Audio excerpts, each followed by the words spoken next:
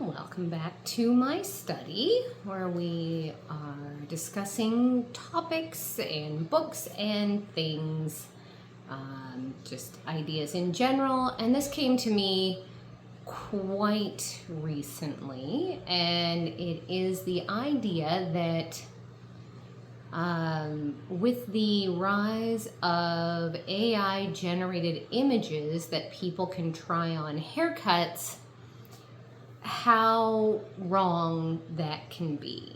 So, I first wanted to also mention that I'm going to be pulling some information from the Ivan of Hollywood book, Creative Hair Shaping and Hairstyling You Can Do.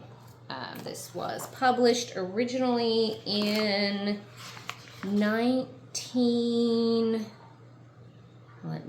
47. So, 1947, we have Ivan of Hollywood, who was most famous for creating the midi haircut of the 1940s. It was the haircut that kind of dominated the mid-1940s. But I wanted to point out just a couple quick things before I continue into my topic. Firstly, we have here a page on terminology and things of that nature. And there goes my washing machine. 1 second. Okay, that was a little bit of a break there. So what I was saying is that we have this first opening page, and the thing I really wanted to point out was this phrase here that says, "And our patrons, bless them, do not have the vaguest notion of the real meaning of the words they use when describing a haircut or hairstyle." And that's still a problem today. Almost 80 years later, and we still have issues with people coming in with terminology and words and descriptions that have nothing to do with the haircut they want. So I just find that really interesting. And more of what I wanted to talk about was just discussing this idea of these hairstyles for face-shaped shapes, discussing how if you take a round face, how to make it appear less round, square face, how to make it look less square, things like that. These are all wonderful examples of, trying on some hairstyles while also knowing that perhaps the hair isn't suited to such things. I very much enjoy this book. It is a very good tutorial that covers the midi, which is very popular, but it also goes into how to make curls and how to combine styles and how to create a style that is appropriate to your clientele. What I wanted to speak on was the fact that nowadays, as I just recently saw a advertisement for an app that you can AI generate hairstyles that are suitable to your face and then try them on, and with some notion of what you might look like with this proposed style, feel confident that you can bring in that picture right to your stylist and say, "I want to look like this." And that's where the problem starts. So let's just say my lovely little Ellie here, she has come in to the salon and she's brought along a picture from the app. She has brought me something, and the hair is curly and it's full, and this is her hair. And she doesn't have that hair. So no matter how amazing that style could look on that AI generated image, if it's not your hair, you can't have it. It doesn't work that way. Wigs are great.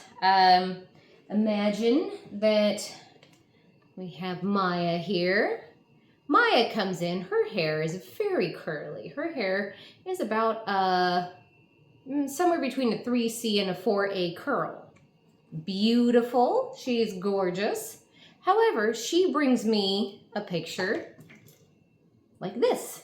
And she says, oh my gosh, I think I would look so good with hair like that. I've put it into the AI and it's amazing.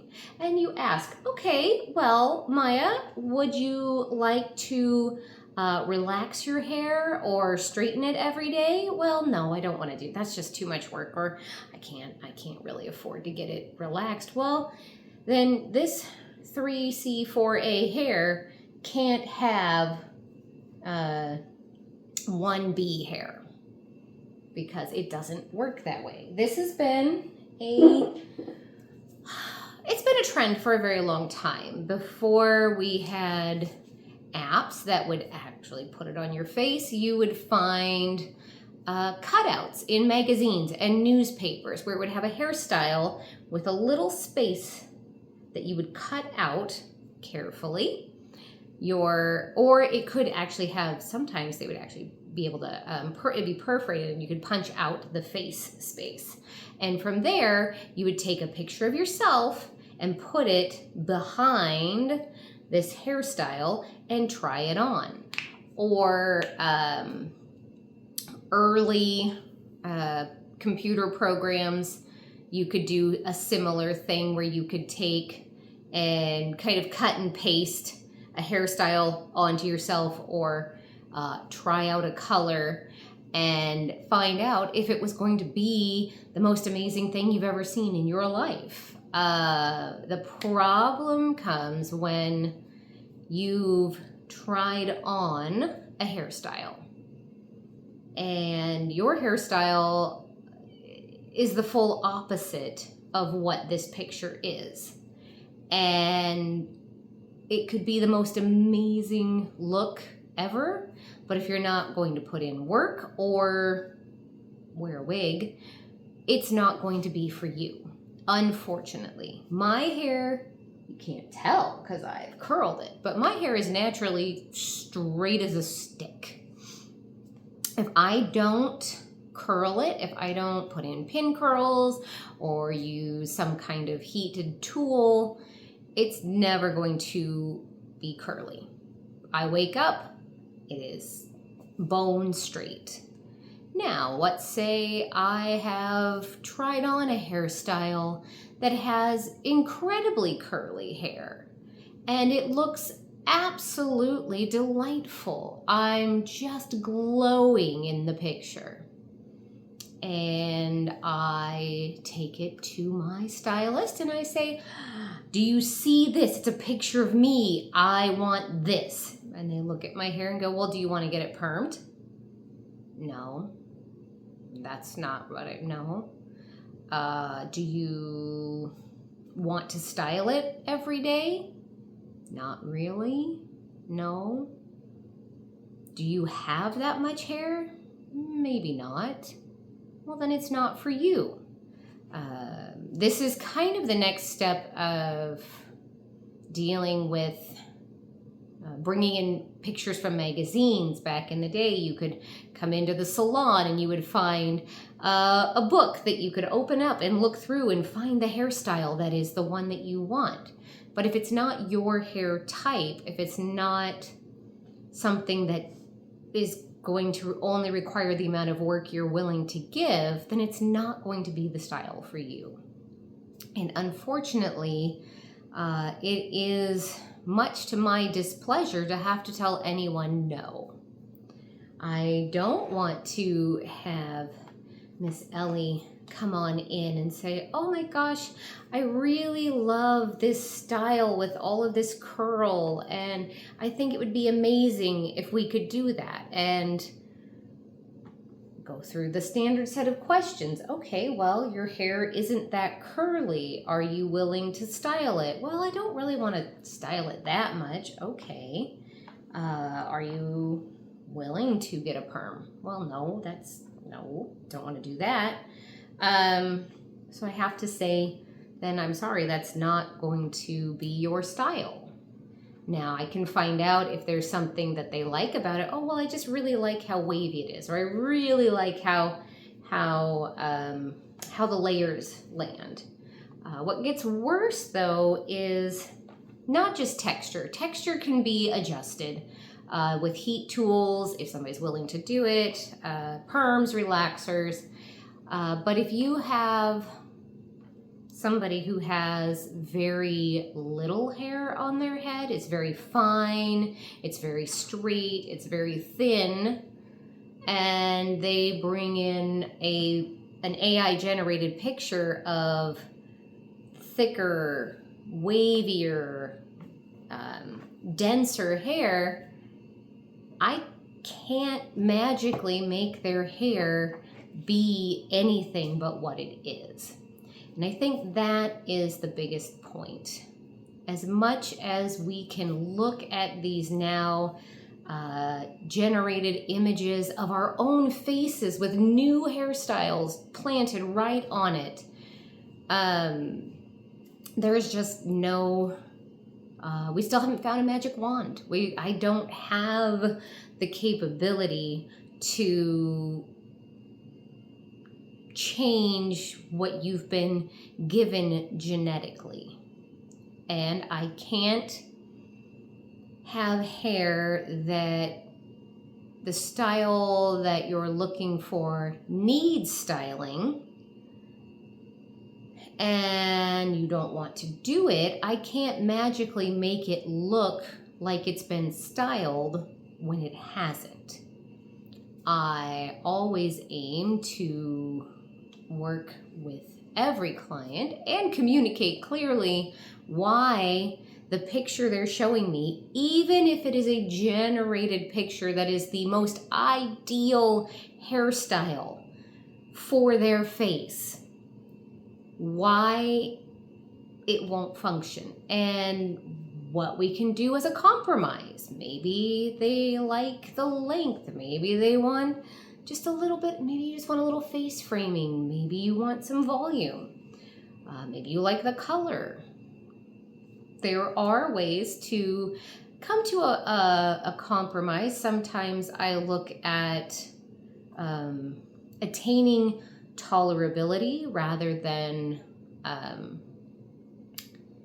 perfection, because occasionally it's, can we make it tolerable for the time being? Because sometimes you either have to look at, there's so many things that might need to be done to achieve this perfect hairstyle that maybe you don't want to do it. Do you want to do extensions? Do you want to do a perm? Do you want to do a color? Is your hair far too thick for the style? Is it too thin? Are you going to put in the time to style it, or are you a wash and go kind of person? And these are all important to know. So while the idea of trying on hairstyles has been around for ages, at least 80, probably 80, 90 years, which is incredible. The idea of even just cutting out the pictures in the magazine, not even on purpose having a try-on hairstyle, but putting your face, or putting the magazine and putting your face behind it and cutting out the face, or bringing in a picture of some celebrity that you think looks kind of like you, maybe. This is nothing new. I think the real problem is now with these AI-generated, computer-generated, very close to real-looking hairstyles to try on. for the sake of in the past, you would be very abundantly clear that this was some kind of magazine or a sticker or some kind of cut and paste that you could just put on. Now it can look very close to what your own face looks like, and then to now have hair that is your dream hair, it's even more difficult to have to, as a stylist, say, I'm sorry, this can't work. It is not your fault. It is just that this looks amazing. This looks wonderful. But through discussion, we've determined that your hair isn't that kind of hair, that you're not willing to put in more than 5 minutes of work, don't want to use product, anything like that. So where can we get to a compromise? Where can we make things happen in such a way that you can leave happy, even if it's not exactly like this computer generated image? So that is it's a challenge. It's quite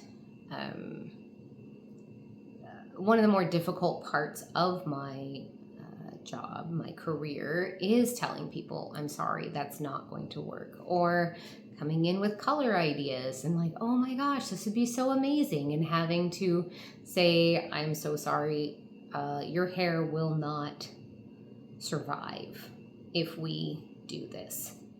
But I can give you alternatives. I can give you other ideas.